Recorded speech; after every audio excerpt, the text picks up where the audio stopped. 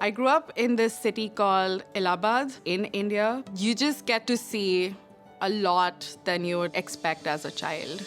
Both my parents worked for the government and also the police force. I was growing up in a system that was about serving people. My life was surrounded by a lot of different realities. When you see different realities coexist, you get used to a sense of complexity in life. I think that is a through line in a lot of the work that I have done because I like embracing complexity in my work. As I graduated from undergrad, I got a job at Microsoft, which a lot of people weren't getting right out of school. So it was great. After 2 years, I realized that I wasn't feeling as happy or content as I wanted to be. That's why I decided to come to ArtCenter because I really wanted to expand my range of skills. And that's where media design practices sort of, fit very well. Coming in as someone who was a graphic designer, visual communicator, and doing this research and an interrogation-heavy master's, that's where I started to feel a little more grounding in my practice when I saw that I don't have to limit myself.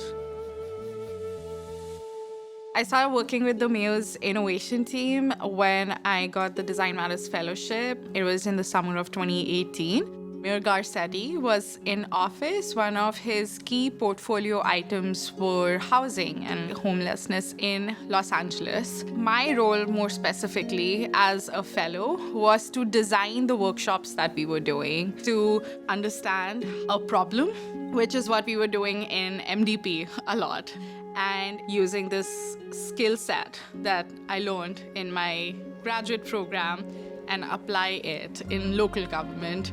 It was like a dream job that they sort of created for me, and I started leading Mayor's innovation team. There was a sense of emotional satisfaction for me that I was really helping people and their lives getting better because of the programs that we were working on.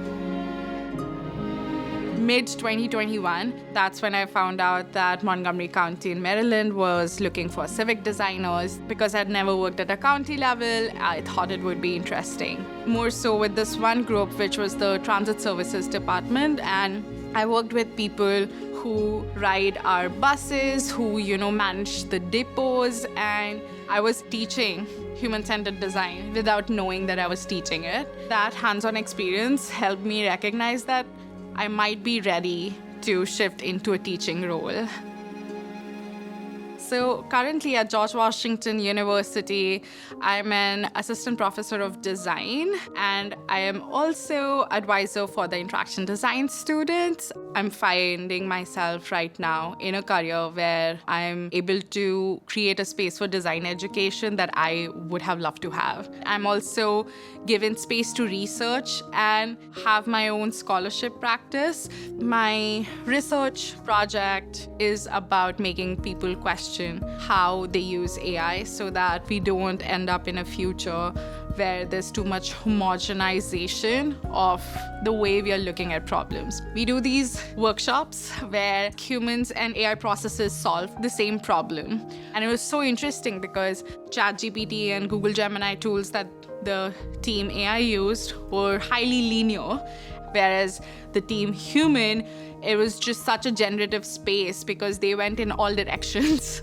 I think the main way that I see MDP helping me in the past few years is by giving me a sense of agency and curiosity and knowing that I would be able to find the answers even if I don't know what the questions are yet.